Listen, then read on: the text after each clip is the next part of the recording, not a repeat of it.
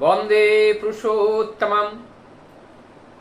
दृष्टा एक शब्द और दृष्टा पुरुष।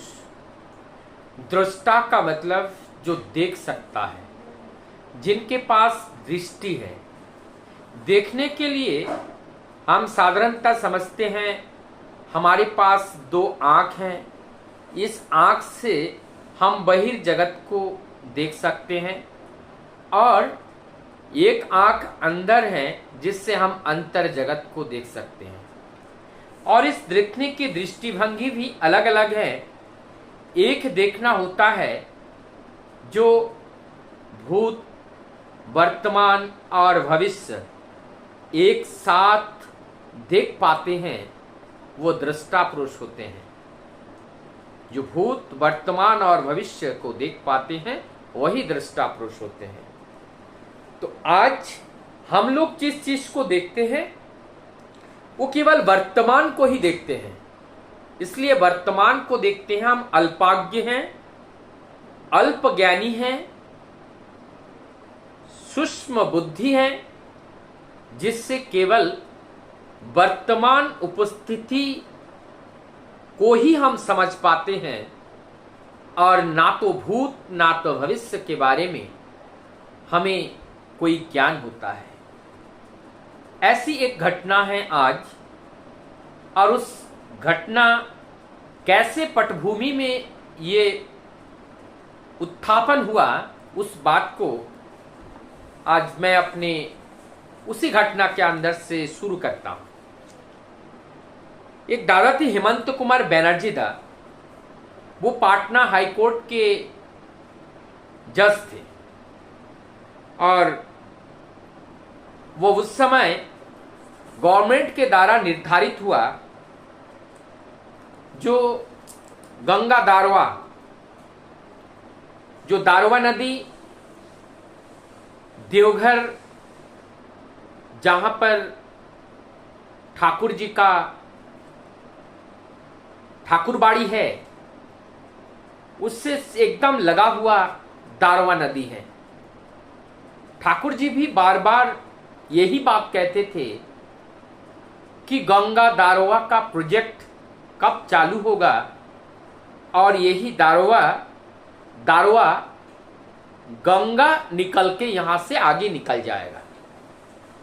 दारवा को अगर गंगा में तब्दील कर दिया जाए तो बिहार के हजारों नहीं लाखों खेतिहार लोगों के लिए अत्यंत लाभकारी साबित होगा और जिससे बिहार की अर्थव्यवस्था, बिहार की जीडीपी ग्रोथ होगी, बढ़ेगी।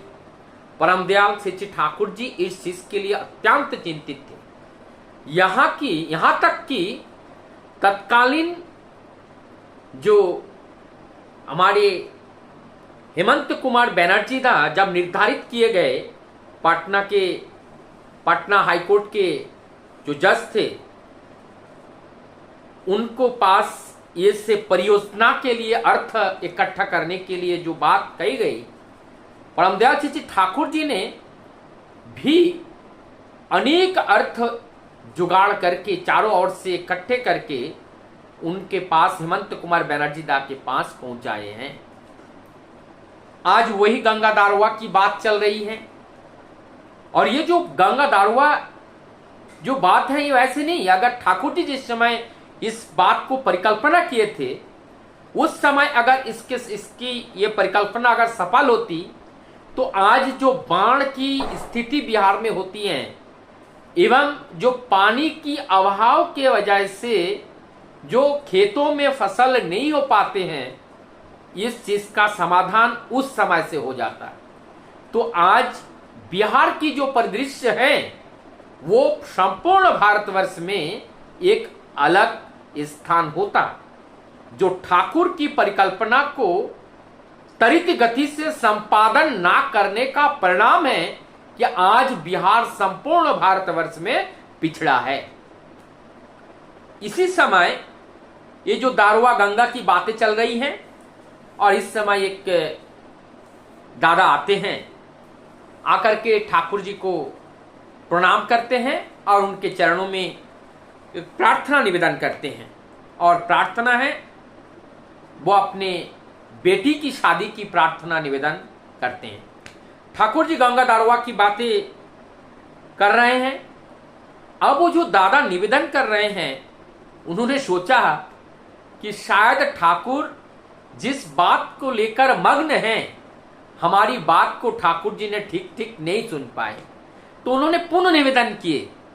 तो पुनः जैसे ही निवेदन किए तब ठाकुर जी कह रहे हैं मैंने तो बोल दिया। तब उनको लग रहा है कि ठाकुर जी क्या कह रहे हैं, बोल दिया।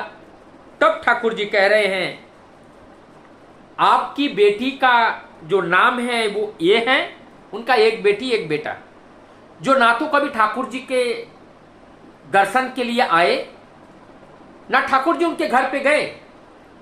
अब ठाकुर जी उनकी जो विश्वास नहीं हो रहा है कि ठाकुर जी ने उनके बात को सुन लिया, इसकी प्रूफ करने के लिए परमदयाल जी ठाकुर जी को बाध्य होकर के इस बात को बताना पड़ रहा है। क्या बता रहे हैं? कह रहे हैं कि आपका बेटी का नाम ये है, आपका बेटा का नाम ये है, और आप जो है कहां से आए हैं? आप दरभंगा की भूमि से यहां पर आए हैं। इस बात को ठाकुर जी ने बोल दी। अब जब बेटा का नाम, बेटी का नाम और दरभंगा से आए हैं वो दादा, ठाकुर जी सबको जब बता दिए, एक तरह से पोल खोल दिए, और जैसे ऐसे बताएं तो वो हतबम हो गए कि ठाकुर जी को इस तरह का ये पता कैसे ठाकुर जी को चला। क्यों ना चले, वो तो त्रिकालदर्शी है और वो तीनों कालों को एक साथ देखते हैं, भूत वर्तमान और भविष्य। इसीलिए उनको दृष्टा पुरुष कहा जाता है।